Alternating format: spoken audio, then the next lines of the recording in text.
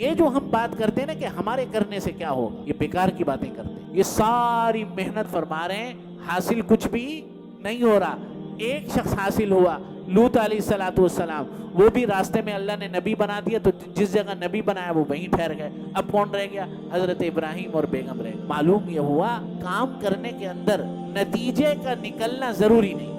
کئی سو سال کے بعد تقریباً اگر اندازہ لگائے تو 2000 سال کے بعد دعا قبول ہوئی. یہ انعام ہے حضرت ابراہیم کی محنت کا کہ آخری نبی کی شریعت کے اندر اصول و ضوابط حضرت ابراہیم کے رکھے. مفتی صاحب کے بیانات سننے کے لیے مفتی صاحب کے آفیشیل چینل مفتی مجود امین کو سبسکرائب کیجیے. محترم سامعین کرام، دوستوں اور بزرگوں،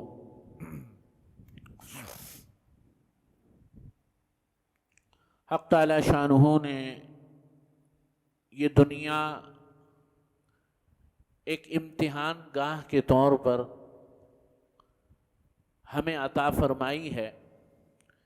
اس میں کبھی دنیا کے امتحان ہوتے ہیں، کبھی دین کے امتحان ہوتے ہیں، کبھی ایمان کا امتحان ہوتا ہے، کبھی صحت کا امتحان ہوتا ہے. اللہ تعالیٰ قرآن مجید میں ارشاد فرماتے ہیں وَلَنَبْلُوَنَّكُمْ بِشَيْءٍ مِّنَ الْخَوْفِ وَالْجُوعِ وَنَقْصٍ مِّنَ الْأَمْوَالِ وَالْأَنفُسِ وَالثَّمَرَاتِ وَبَشِّرِ الصَّابِرِينَ، کہ ہم تمہیں ضرور آزمائیں گے. وَلَنَبْلُوَنَّكُمْ، ضرور.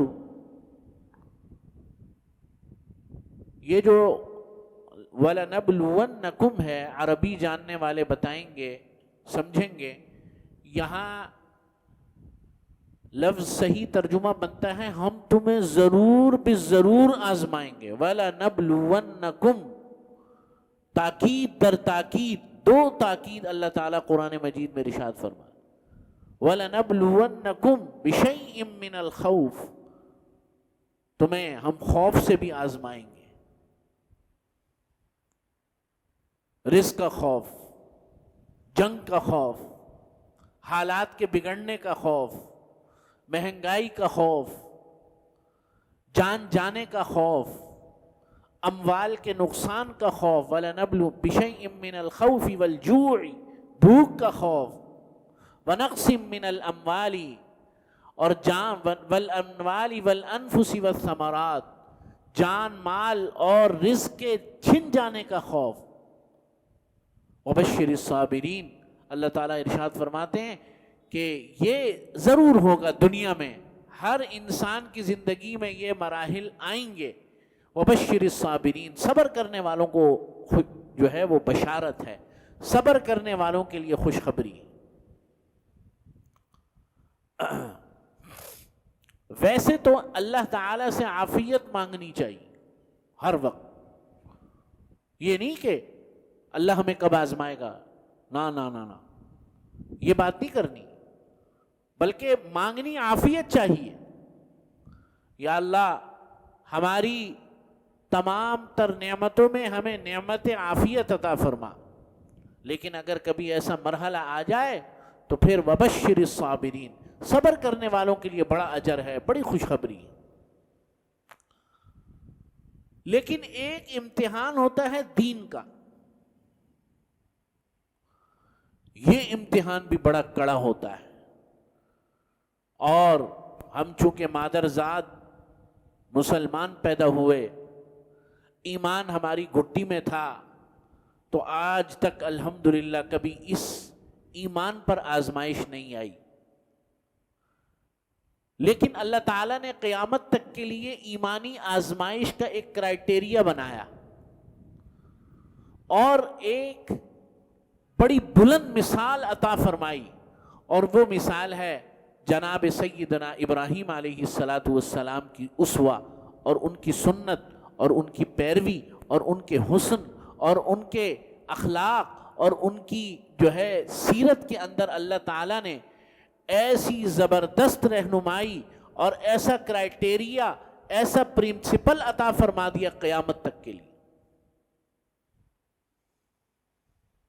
یہاں تک کہ نبی کریم صلی اللہ علیہ وسلم اس امت کو بھی کہا کہ تم نے ملت ابراہیمی کی اتباع کرنی. یعنی حضور کی شریعت الگ ہے، حضور کا دین الگ ہے، سب کچھ الگ ہے، آپ آخری نبی ہیں، لیکن ملت ابراہیمی ہے۔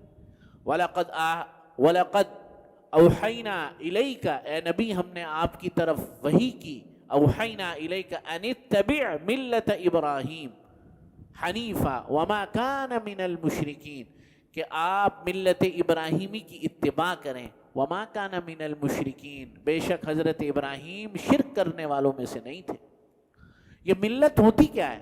قرآن مجید میں اللہ نے اور بھی جگہ پر ارشاد فرمایا ملت ابیکم ابراہیم، تمہارے باپ ابراہیم کی ملت، هو سماکم المسلمین، اور انہوں نے تمہارا نام جو ہے وہ مسلمان رکھا، سر تسلیم خم کرنے والا۔ واتبع ملت ابراہیم حنیفا، اور حضرت ابراہیم کی ملت کی اتباع کرو جو بدعات سے، شرک سے، اور اللہ کی شرک اور بدعات سے پاک ہے اور اللہ کی وحدانیت سے بھرپور ہے۔ تو حضرت ابراہیم کی ملت کا مطلب یہ ہے، ملت کسے کہتے ہیں کہ کچھ چیزیں ایسی رہی ہیں ہمیشہ جو تمام انبیاء میں مشترک رہی ہیں، مثلا دعوت توحید، رسالت پر ایمان لانا، فرشتوں پر ایمان لانا، تمام کتابوں پر ایمان لانا، اور اسی طریقے سے جو ہے وہ قیامت کے دن پر ایمان لانا، تقدیر پر ایمان لانا، قضاء و قدر پر ایمان لے کر آنا، یہ تعلیمات تمام انبیاء میں مشترک رہی ہیں۔ لیکن قرآن مجید جس ماحول میں نازل ہوا، جس علاقے میں قرآن نازل ہوا، جس علاقے میں نبی کریم صلی اللہ علیہ وسلم تشریف لائے، غور کی بات کہ یہ بھی تو کہا جا سکتا تھا ملت عیسیٰ، ملت موسیٰ، ملت ابراہیم کیوں کہا؟ یہ سوال ہے۔ جب سارے نبیوں کی بنیادی تعلیمات ایک ہیں تو پھر حضرت ابراہیم کی خصوصیت کیا ہوئی؟ دو وجہ سے۔ نمبر ایک کہ حضرت ابراہیم کی پہلی خصوصیت یہ تھی کہ جس جگہ پر، جس علاقے میں جناب نبی کریم صلی اللہ علیہ وسلم تشریف لائے، اس علاقے کے لوگ حضرت ابراہیم کی اولاد حضرت اسماعیل میں سے تھے۔ قریش مکہ حضرت اسماعیل کی اولاد میں سے تھے، لیکن اپنے باپ حضرت ابراہیم اور حضرت اسماعیل کے پیغام کو بھول چکے تھے، لیکن حضرت ابراہیم اور حضرت اسماعیل کی قدر تو کرتے تھے، یہ نہیں کہ ان کو مانتے نہیں تھے، نا۔ یہی تو وجہ ہے کہ مقام ابراہیم کو محفوظ کر کے رکھا قریش نے، جہاں حضرت ابراہیم اور حضرت اسماعیل کے قدمین مبارک کعبۃ اللہ میں، کعبۃ اللہ کے متولی ہوئے۔ کعبۃ اللہ کی تعمیر کس نے کی؟ وَإِذْ يَرْفَعُ إِبْرَاهِيمُ الْقَوَاعِدَ مِنَ الْبَيْتِ وَإِسْمَاعِيلُ، کہ حضرت ابراہیم اور حضرت اسماعیل بیٹے نے بنیادوں پر يَرْفَعُ إِبْرَاهِيمُ الْقَوَاعِدَ مِنَ الْبَيْتِ وَإِسْمَاعِيلُ، کہ جب تعمیر کو اٹھایا، تعمیر نہیں کی، اٹھایا، عجیب لفظ استعمال کیا۔ یہ لفظ اس لیے استعمال کیا کہ تعمیر پہلے سے تھی، بنیادوں کے اندر چھپی ہوئی تھی۔ حضرت آدم نے کعبۃ اللہ کی تعمیر فرمائی تھی، پھر حضرت ابراہیم اور حضرت اسماعیل نے انہی بنیادوں پر کعبۃ اللہ کو اٹھایا۔ وَإِذْ يَرْفَعُ إِبْرَاهِيمُ، بنیادیں موجود تھی۔ تو عرب جو ہے وہ حضرت ابراہیم اور حضرت اسماعیل کو اچھی طرح جانتے ہی نہیں تھے، بلکہ مانتے بھی تھے، احترام بھی کرتے تھے، بلکہ ان کی اولاد میں سے تھے۔ یعنی کہ حضرت ابراہیم کی تعلیمات کانوں میں پڑی ہوئی تھی بنسبت دیگر انبیاء کے، اور پھر نسلی تعلق بھی تھا، ایمانی تعلق بھی تھا، احترام کا تعلق بھی تھا۔ یہ الگ بات ہے کہ حضرت ابراہیم کی تعلیمات کو بھول گئے۔ اسی لیے قرآن مجید بار بار بار بار بار بار یاد دلا رہا ہے کہ بھائی یہ جو تم حضرت ابراہیم کا نام لینا تو آسان ہے، تعلیمات بالکل حضرت ابراہیم سے مختلف اور یکسر الگ ہیں تم لوگوں کی۔ کعبۃ حضرت ابراہیم کیا کر رہے ہیں؟ سب سے پہلے اپنے باپ کو دعوت دے رہے ہیں. باپ کون ہے؟ آزر. مشرک، نہ صرف مشرک بلکہ بتوں کا بنانے والا، بتوں کو تراشنے والا. اور اس کی جو اسپیشلٹی تھی وہ یہ تھی کہ وہ بتوں کو بناتا تھا، بیچتا تھا. اذ قال لأبیہ یا ابتی لم تعبد، سب سے پہلے گھر سے تبلیغ کو شروع کیا، گھر سے دعوت کو شروع کیا. آج کل الٹا حساب ہے، ساری دنیا کو دعوت دینی ہے، گھر کو بھول جاؤ. آج کل ہر کوئی مصلح بنا ہے دوسرے کے لیے، اولاد کی فکر نہیں، بیوی کی فکر نہیں، بچوں کی فکر نہیں. حضرت کو فکر ہے پورے جہان کی، اور گھر جو ہے وہ ستیہ ناش ہوا ہوا. سب سے پہلا کام دعوت کا، میں یہ نہیں کہہ رہا کہ باہر دعوت نہیں دینی، یا امر بالمعروف و نہی عن المنکر کا کام باہر بھی کرنا ہے، لیکن ساتھ ساتھ گھر کی بھی فکر کرنی، اور گھر کی فکر باہر کی فکر سے زیادہ کرنی. تو حضرت فرماتے ہیں سب سے پہلے باپ کو دعوت دی.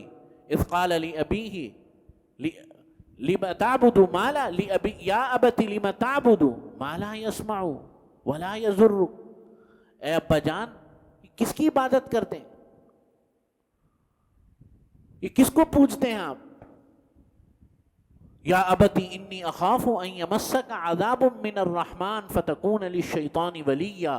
اے ابا جان، مجھے خوف ہے یہ جو آپ کام کر رہے ہیں، آپ کو شیطان جو ہے چھو نہ لے، یعنی کہ شیطانی اثرات نہ آ جائیں آپ پر، اور عذاب، اللہ کی عذاب کا شکار نہ ہو جائیں. قال اراغب انت عن آلہتی یا ابراہیم.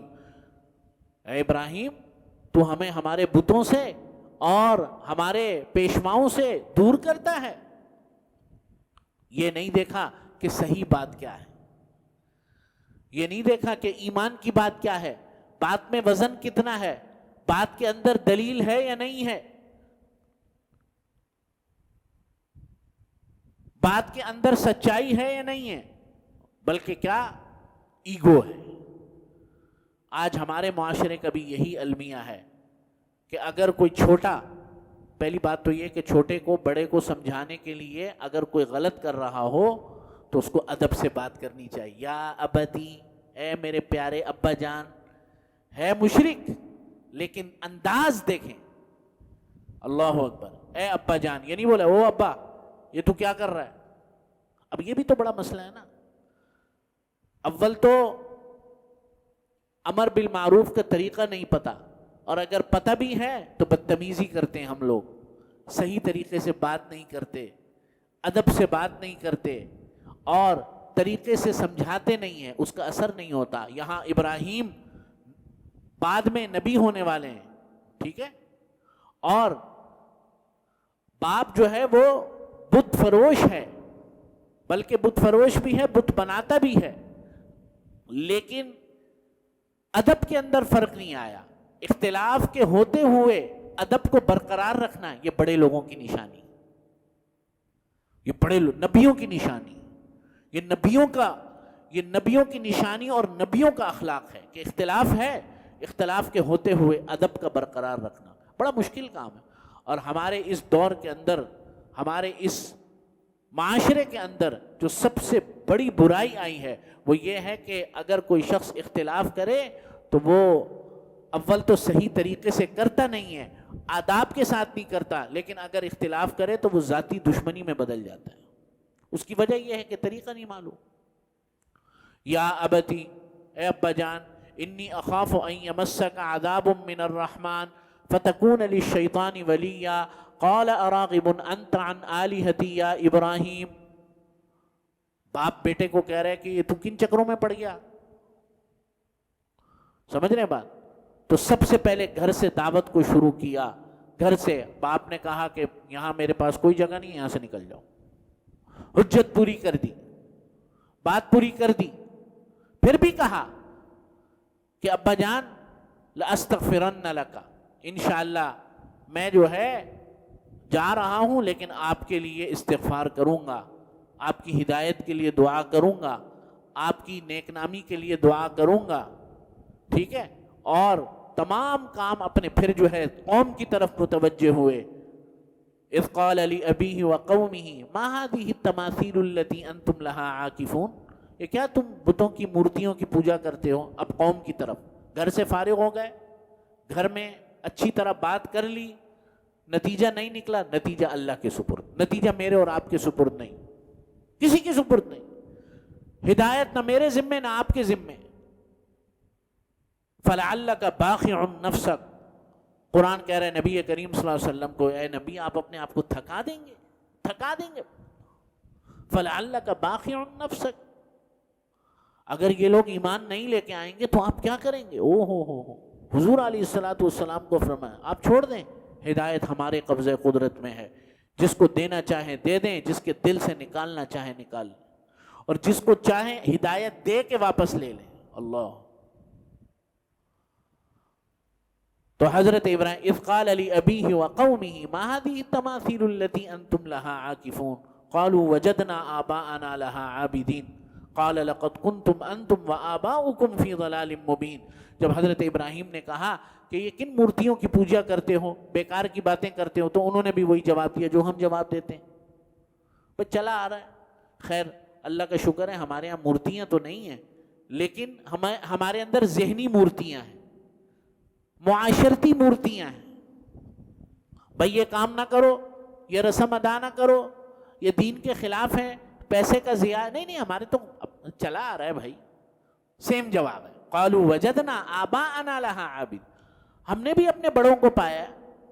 قال لقد کنتم انتم وآباؤکم فی ضلال مبین، اچھا اس وقت بھی کرو گے کہ اگر تمہارے بڑے پرانے جو ہے وہ کھلی گمراہی میں تھے؟ ہاں پھر بھی کریں گے، چلا آ رہا ہے۔ تو یہ جو چلا آ رہا ہے نا، چلا آ رہا ہے، یہ ہزاروں سال پرانی دلیل ہے، اور آج بھی یہ دلیل بھی چلی آ رہی ہے، یہ چلا آ رہا ہے، ابھی تک چلی آ رہی ہے، یہ دلیل بھی چلی آ رہی۔ تو بڑا مشکل ہوتا ہے، اور اصل کمال یہی ہے کہ آدمی دین اور شریعت کے معاملات کے اندر، یہ بند ہو گئے ذرا دیکھو، دین اور شریعت کے معاملات کے اندر بیڑیوں کو توڑ کر، معاشرتی بیڑیوں کو توڑ کر، زنجیروں کو توڑ کر، پھر جب آدمی دین پر عمل کرتا ہے، دین کی بات مانتا ہے، قرآن کی بات مانتا ہے، سنت شریعت کی بات مانتا ہے، پھر اللہ تعالیٰ دلوں کو کھولتے ہیں، ہدایت کے چشمے جاری ہوتے ہیں، سینوں سے ہدایت جاری ہوتی ہے، دلوں سے ہدایت جاری ہوتی ہے، اور معاشرے میں پھر انقلاب آتا ہے۔ جب بولنے والا ہی جو ہے معاشرتی پابندیوں کا شکار ہو اور ڈر کا شکار ہو تو وہ کیا بولے گا؟ قالوا وجدنا آباءنا لها عابدين قال لقد كنتم انتم وآباؤكم في ضلال قالوا اجئتنا بالحق ام انت من اللاعبين قال بل ربكم رب السماوات والارض الذي فطرهن وانا على ذلكم من الشاهدين، ہمارا اور تمہارا رب تو وہ ہے جس نے یہ زمین و آسمان کو پیدا کیا۔ قوم کو سمجھا رہے ہیں، قوم کو بتا رہے ہیں، قوم کس چکر میں آ گئی؟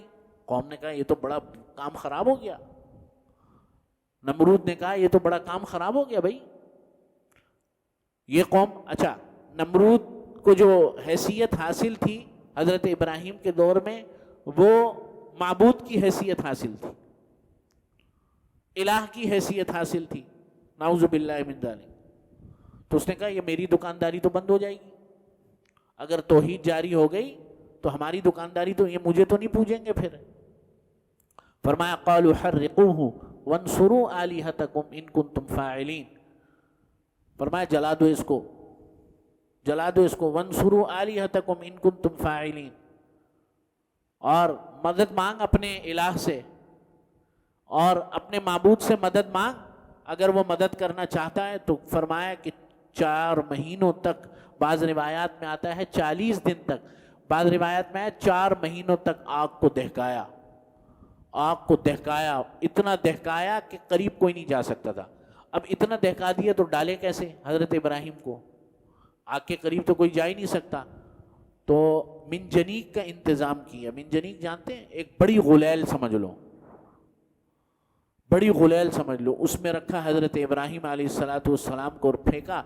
اللہ تعالیٰ نے فرمایا قلنا یا نار کونی بردا وسلاما علی ابراہیم، اے آگ مجھے حکم ہے، ہمیشہ تو کام کرتی ہے جلانے والا، آج ٹھنڈی بن جا، آج تیری تاثیر ٹھنڈی ہو جائے، آج تیری تاثیر کے اندر کیا آ جائے، وسلامن علی ابراہیم، اتنی بھی ٹھنڈی نہ ہو جائے کہ زیادہ سردی لگے، ایسی ٹھنڈی ہو جائے کہ فرحت بخشو، وسلامن علی ابراہیم۔ تو آگ ٹھنڈی ہو گئی، نمرود دیکھ رہا ہے، اپنے محل سے دیکھ رہا ہے، پوری قوم دیکھ رہی ہے کہ حضرت ابراہیم آگ کے درمیان بیٹھے ہیں، گل و گلزار بیٹھے ہیں، رزق بھی آ رہا ہے، تو ساری چال الٹی ہو گئی۔ اب یہاں رکھنے کا فائدہ نہیں تھا حضرت ابراہیم کو، تو اب آخری جو کام ہوتا ہے، قتل تو کر نہیں سکتے، پتہ چل گیا کہ معبود حق جو ہے وہ مدد میں ہے حضرت ابراہیم کی، اور اس نمرود کے معبود باطل ہونے کا ثبوت پوری قوم کو فراہم ہو گیا۔ اب یہ ہے کہ اب آخری کام ہے کہ جلا وطن کرو، نکال دو اس کو یہاں سے۔ چنانچہ نکال دیا، کوئی شخص ایمان نہیں لے کے آیا۔ فآمن لہ لوط، ایک شخص ایمان لے کر آیا، حضرت لوط علیہ السلام، سگے بھتیجے۔ حضرت لوط علیہ السلام حضرت ابراہیم کے کیا تھے؟ بھتیجے تھے۔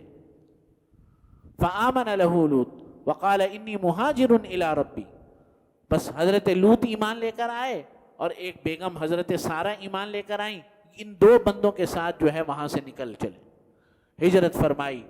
اور پھر اللہ تعالیٰ نے اطراف و اکناف کے اندر حضرت لوط علیہ السلام کو اللہ نے راستے کے اندر نبوت عطا فرما دی، اور جب نبوت عطا فرما دی تو وہ وہیں پہ رہ گئے۔ اب کتنے بندے رہ گئے؟